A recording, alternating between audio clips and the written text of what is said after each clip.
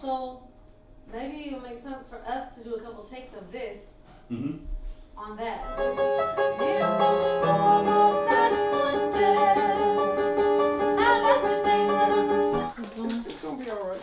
doing still though? Yeah, just a little bit. I think it's between, you know, like.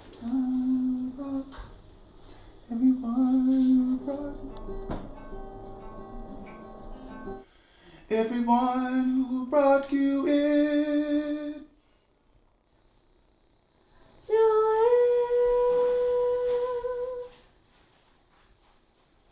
Everyone who brought you in. Wanna hear it?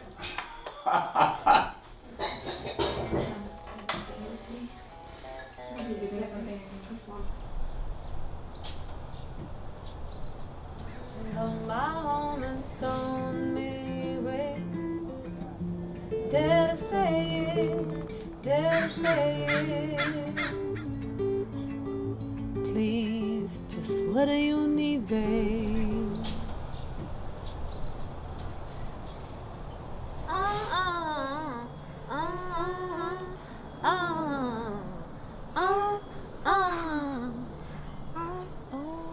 No? You're right, you're right.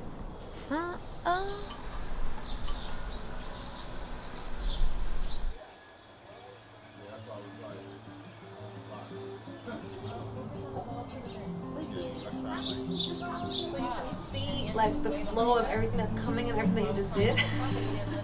Yeah. It's so simple, but it's so helpful. Oh, it's all right, it's all right. Get it off. Matter of fact, I got something for you in my car. Yes, sir. I got a little Nina across the street. We don't want to do that. That food is. So you might have a little hand. Then it's okay. This is your middle finger. It's your index finger, and this is your thumb. Yeah, and this is your ball. I might be tripping. Pine, it's probably pine shavings. Make some shavings. We have cut mine. Okay. Put fresh pine shavings. Okay. So clean.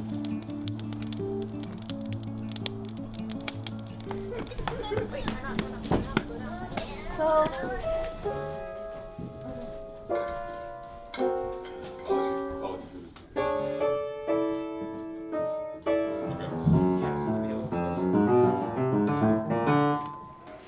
But basically, the fruit of this iteration of the Songwriters Apothecary Lab is three songs plus 2 songs that will probably come later. And the theme, as our collaborator and art director distilled it to, is the practice of saying. So these songs are all formulas to support being able to say what is so difficult or seemingly impossible to say to a loved one or to a family or sometimes to yourself. Why am I gonna be for alive? I like you, I'll try.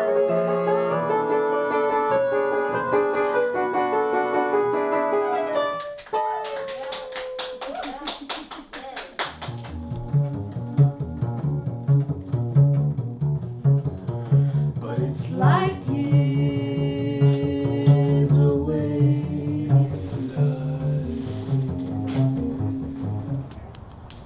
Most of these folks are going that way to be known, get it made, to know you need it that way, is to let me love you, babe. We know you need it that way, now we know, just get it made. when I got here, Gonna need it that and once way. things started really unfolding and I started understanding what Ganavia was doing, I've never ever done anything like this before, but I have to say it was a very rich and just fruitful experience, and thank you for having me on with you, man. It was amazing.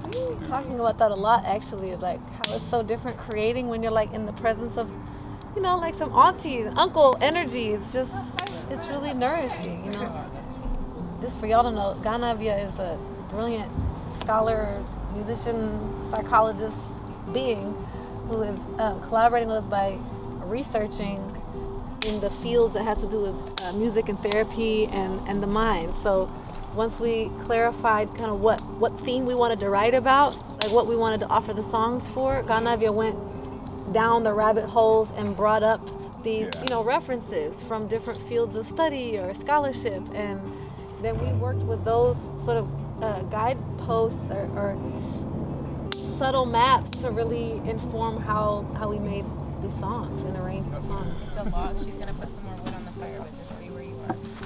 Nope, that's not what I meant to say. What happened? I dropped it. I dropped it. Oh my. Oh, come on. Do you need this? Yeah, maybe so.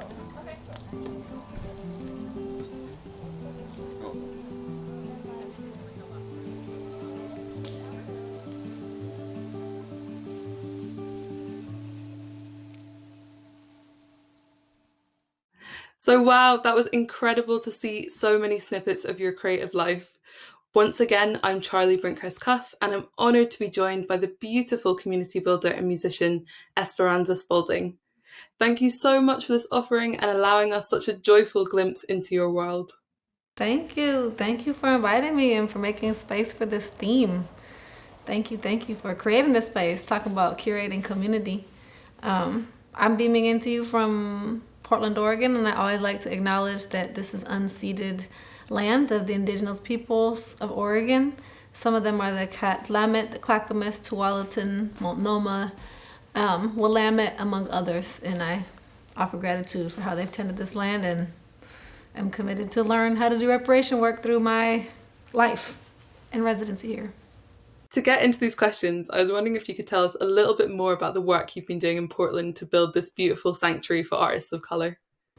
Yeah, well, what you saw in this video, in this beautiful little window into what we were doing, is the final night of the Songwriters Apothecary Lab that I hosted in Portland. That's a dimension, I suppose, of creating sanctuary space for artists of color. In that lab, us songwriters, us musicians are really leaning into the question of how we can integrate therapeutic technologies, really. I'm going to use that word because technologies encompasses so many ways of knowing and applying knowledge. But how we can integrate therapeutic technologies into our music so that it has an enhanced salutary effect for the listener. And through the process of being in this lab and hosting or curating the lab space in different locations, I've learned how powerful and restorative, nourishing and inspiring it is just to simply be in space with one another. It's particularly in healthy land. So this vision for the sanctuary is relatively simple. I mean, it's what we already know intuitively how to do. It's just curating space that's dedicated to gathering and being in each other's company without an agenda and without the pressure of needing to produce.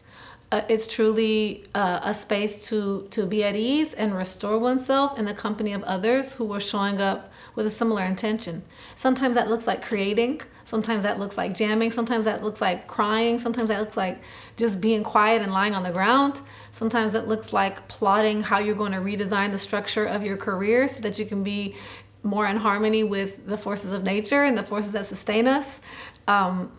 It really can be anything that is needed by the beings who are there. And I should say, there's also something that seems like a key ingredient, which is intimacy. So what you're seeing in that video is like real trust and intimacy among the people who gathered to celebrate the final night of the Songwriters Apothecary Lab. And I think this is something really important to, at least for me, to hold as like a value of the sanctuary practice moving forward. That it's not necessarily about how legible it is or how many people it can serve, but about creating an environment that allows real intimacy and vulnerability among the people who enter the space. Particularly moving out of being in a pandemic where we've been so isolated. There's more I could say, of course, but those are some of the guiding principles and ideas behind this sanctuary, the Portland Sanctuary. Yeah. Oh, I love the fact that you're approaching it with such transparency from the outset. Like you've already thought about the fact that you want to share the learnings, even if it's not, this huge open space for everyone to come through it. It's this intimately created thing. It's not that you're keeping that to yourself in some way. It's still you're telling people the learnings. I'm really pro learning in public.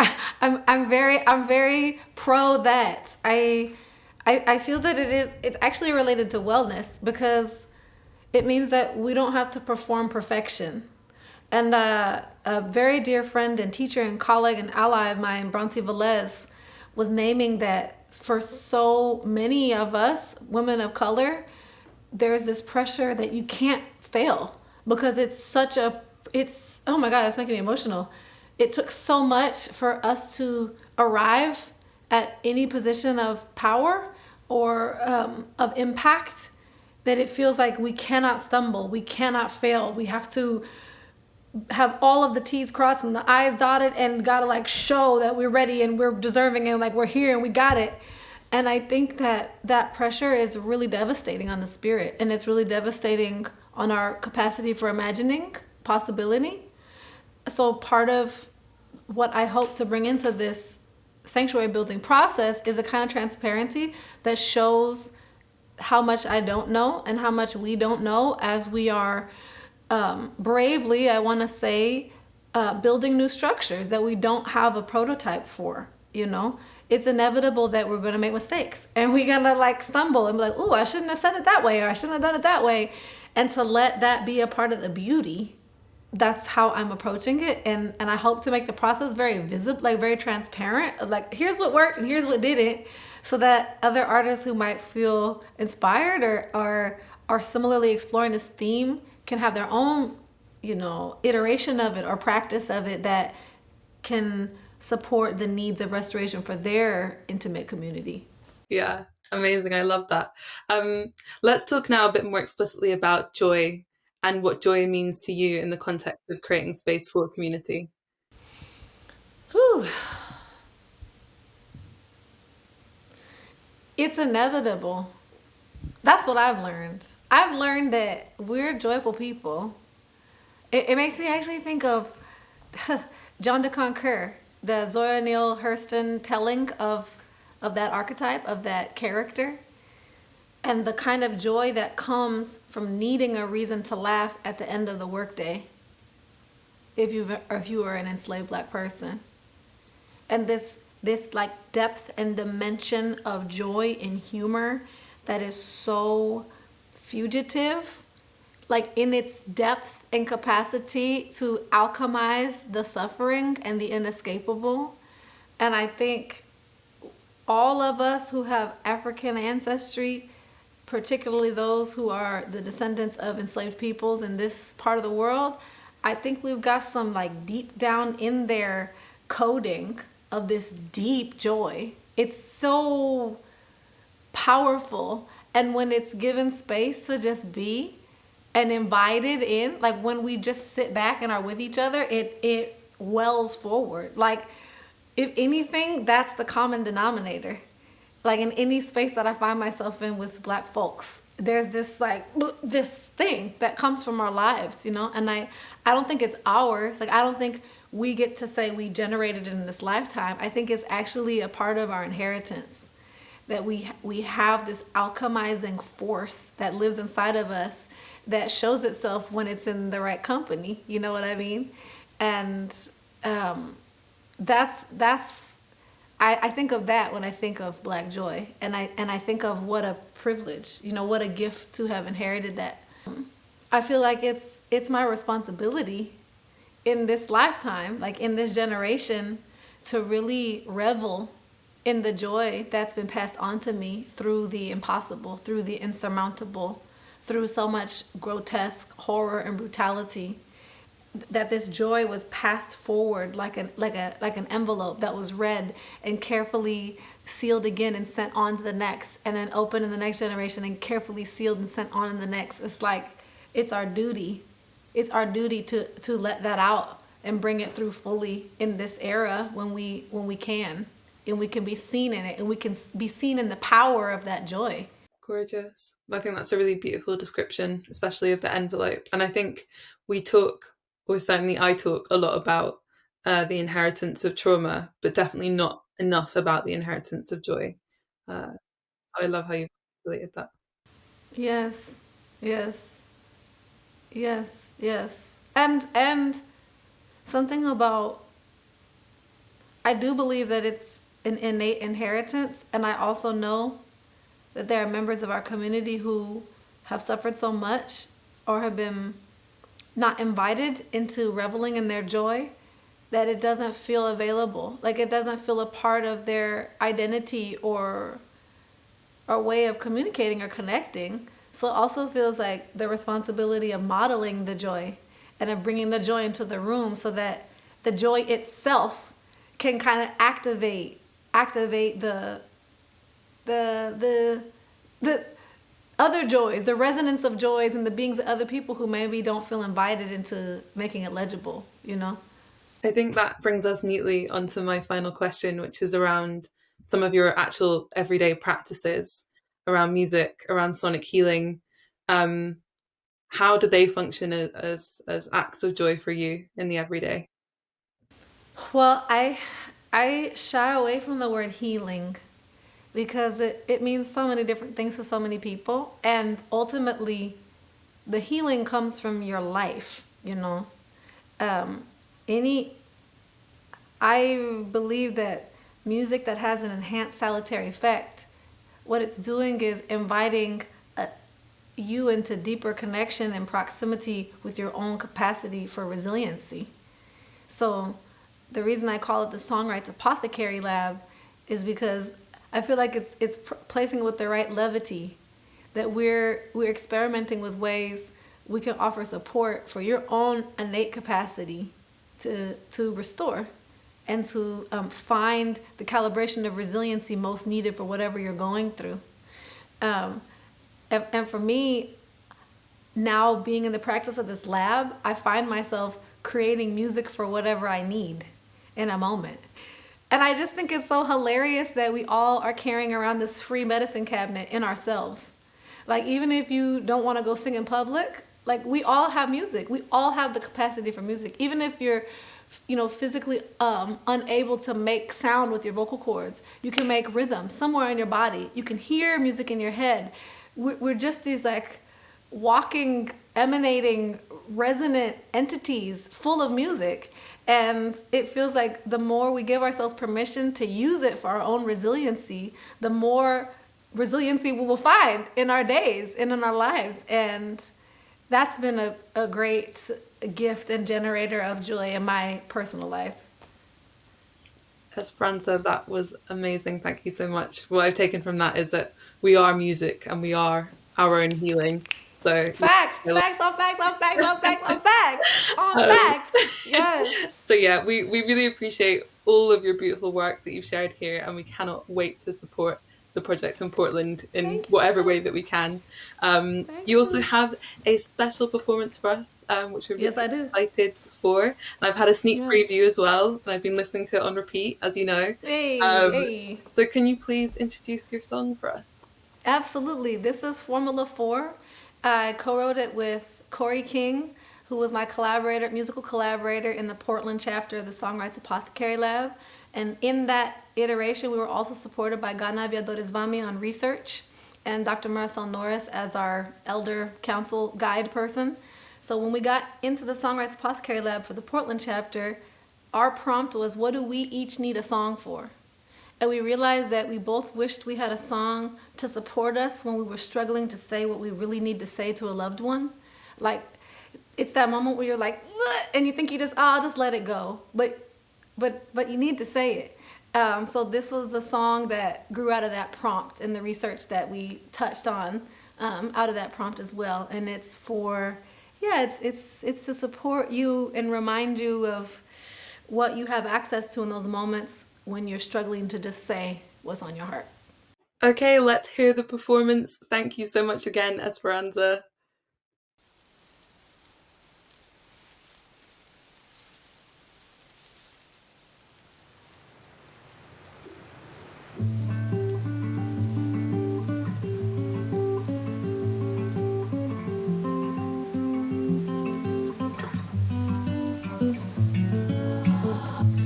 Wanna be grown and let it go. Really didn't let it go though.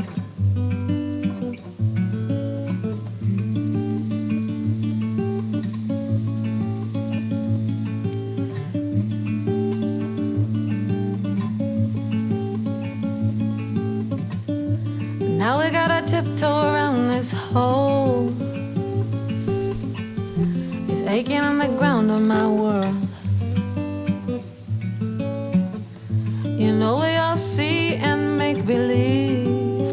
Please, just what do you need, babe?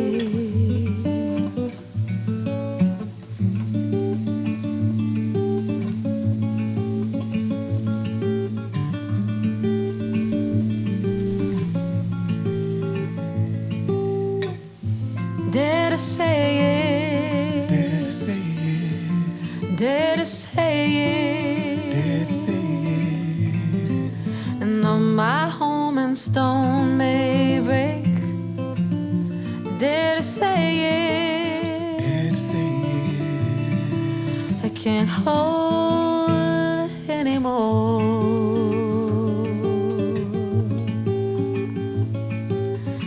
Let me allow the beauty from above who made you that way to be known, love, and get it made to know you need it that way. So let me love you, babe. We know you need it that way. Now we know, love, to get it made, you're gonna need it that way. Now we know, love, to get it made, you're gonna need it that way. Now we know.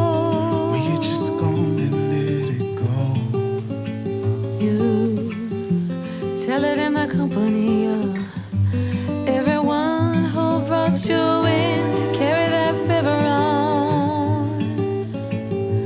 Please, just what do you need, babe? Dare to say it. Dare to say it. Dare to say it. Dare to say it. And though my home and stone may break, dare to say it, dare to say it. I can't hold